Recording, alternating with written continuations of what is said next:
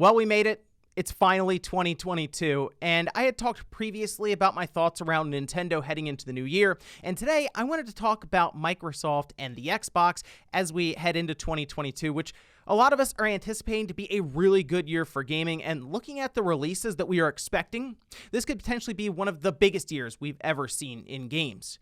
But I do believe that Microsoft is poised for a pretty big year, and they have the potential to really impact gaming overall if they are able to make a certain announcement. Guys, if you enjoy these videos, make sure that like button helps out a ton. And if you're new here to the SpawnWave channel, make sure you subscribe down below. So first thing, the Xbox Series X is out there, and they're trying their hardest to stock these systems. The Series S appears to be pretty well available, actually. Like, if I look on Best Buy in my area, Generally, I can pick one up that day or have one scheduled to pick up in a few days in store. The Series X is like nowhere to be found around me. Recently, GameStop did have some in-store events for the PS5 and the Xbox Series X, but they were bundles, and it's like $800 or $900. I want us to get to a point where we can just walk into a Walmart, a Target, or a Best Buy, and there it is on the store shelf, and you just buy it for the MSRP.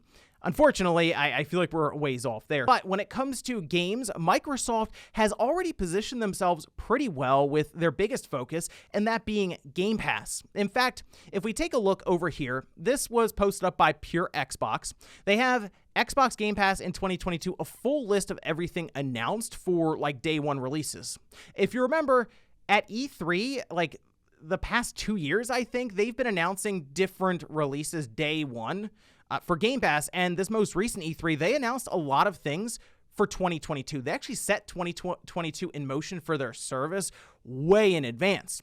I mean, if we look down the list here, we have Windjammers 2, which is in January, and that's a game I'm looking forward to. Pretty cool. I can just download it right away on Game Pass without having to buy it up front and try it out there. But then we start to scroll down here, and there are quite a few games and a lot of variety is what I was noticing. Shredders is the snowboarding game. Really cool, by the way, to finally get another what looks like a big snowboarding game. I know it's technically made by like a smaller studio, but we don't really get those SSX trickies anymore. So, I mean, it'll be cool to see that. Edge of Eternity, Total War, Warhammer 3, Stalker 2, which went through a bit of a controversy on its own recently, but still, Stalker is something that people are looking forward to with the overall series. Then we have Redfall, Scorn, obviously Starfield at the end of the year, which we already have a release date for it, and that is going to be a massive, massive release. And the fact that it's on Game Pass will, I assume, drive up subscriptions almost exponentially at that point. But then you start to look at games that don't have release dates, but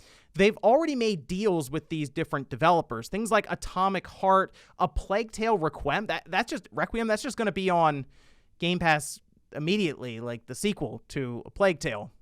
It's a little surprising to see that so quickly, but there were Eiyuden Chronicle. That's not necessarily a game that you would expect Microsoft to go out and make a deal for, but they have been more and more interested in the Japanese market with some of their deals for things like Dragon Quest, which was a big deal to get that onto Game Pass. Octopath Traveler, the Yakuza series is all there. And then we kind of look down a bit more, and sure, there are smaller titles, but still being able to get things like Replaced, which looks pretty cool so far from what we've seen, Sniper Elite 5, Slime Rancher 2, the releases start to stack up to the point where you can expect some pretty big releases on Game Pass basically every month. In some of these cases, as we get towards the end of the year, and as long as these don't slip into 2023, which some may, we could have a couple months where like 4 or 5 big titles release day and date in the Game Pass. And it's not too surprising that Microsoft is going out and making deals with third parties for Game Pass, because some of their bigger releases are still a ways off. Like Perfect Dark and Fable are 2 games that people talk a lot about right now, and I think we're years off from that one. I mean, Crystal Dynamics just recently got involved with Perfect Dark. I think that might be a late 2023 or potentially 2024 game. Fable may end up at like holiday 2023, kind of like how Starfield is the big release this holiday, next holiday coming up here, or this holiday coming up for Microsoft. I think we could see something similar to that for Fable. And based on what we've seen Playground do with Forza Horizon 5 was incredible.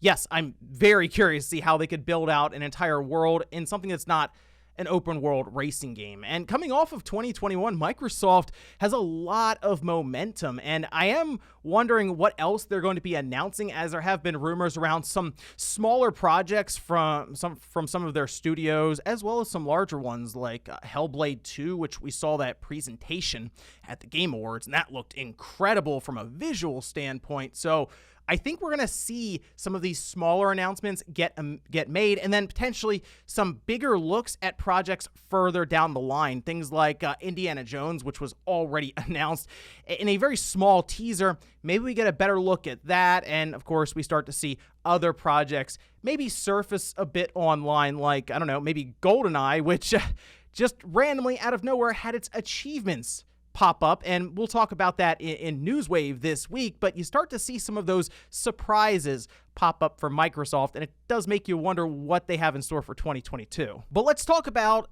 a massive impact Microsoft can have in the gaming space overall.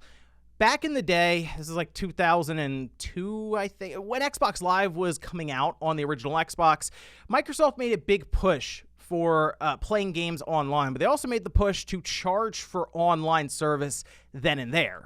It wasn't until later that that PlayStation matched Microsoft, and then eventually Nintendo started charging for online. And that's why I hope that Microsoft gets to a position with Game Pass, which they are continuing to build that up, and a release like Starfield could maybe put them over the top to where a rumor like this, which was Xbox Live Gold, will be discontinued once Xbox Game Pass reaches milestone subscriptions.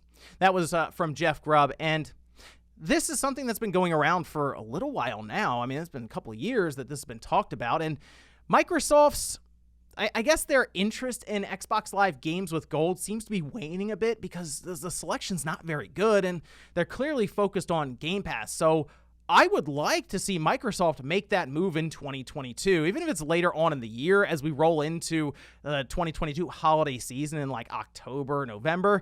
They just cut Xbox Live Gold out. Like, you don't need to pay to play online. I think that has the potential to change everything, because at that point, Nintendo and Sony would be looking around like, well, wait, we're the ones charging for online now, even though you started it back in the day. Yeah, I think that would be great. I mean, the fact that they took Halo Infinite and made that a free-to-play multiplayer that you don't even need Xbox Live Gold to play at all, you can just download it on Xbox and start playing, is a pretty big deal. And we see games like Sea of Thieves continue to quietly build up on PC and Xbox. It makes you think maybe Microsoft would look at that engagement and would get more out of that, as opposed to charging $60 a year for a service that is quietly slowing down as people transition over to Game Pass. That's what Microsoft really wants now, is to have their subscription with Game Pass build up to the point where, yeah, they can kind of leave behind potentially 5 to 10 million Xbox Live Gold accounts that are still open and jump on board this Game Pass push. I mean, then they wouldn't have to worry about things like games with Gold, which kind of feels like they don't worry about it too much now, but it is directly compared to PlayStation Plus because they are comparable. Those are basically the services from Microsoft and Sony that gets compared. Games with Gold, PlayStation Plus, and Games with Gold right now is nowhere near what Sony is doing with PlayStation Plus. And while I don't think Microsoft is in the position to do that right now at the beginning of 2022, who's to say what happens by the end of the year with some of these releases like a Redfall, like Starfield, like other third parties that they continue to bring on board with Game Pass, and the fact that the Xbox Series S is selling fairly well for Microsoft across the globe. You start to see their all-digital system do pretty well, and they even expect that to be like the best-selling Xbox Series out of the two by the end of the generation.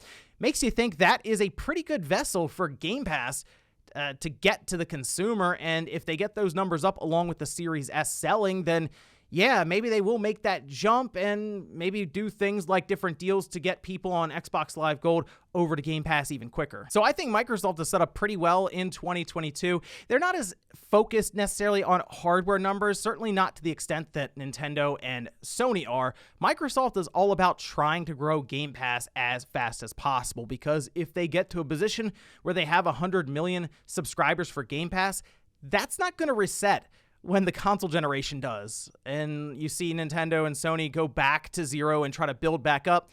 Microsoft will just kind of keep cruising along. They're going to keep building on their cloud gaming setup that they have. Might even have a streaming stick or something. That way they can continue to keep building on the subscriber base until, who knows, maybe they have those Netflix-like numbers in the hundreds of millions of subscribers for their service. But I do believe something like Xbox Live Gold needs to kind of go away, or at least consolidate completely into Game Pass, so that it's, one, not as confusing, and two, their attention's not as split. But let me know what you guys think about all of this down below as we head into 2022 with Microsoft. How do you think they're going to do throughout the year? Thanks, guys, for watching, and I'll see you next time.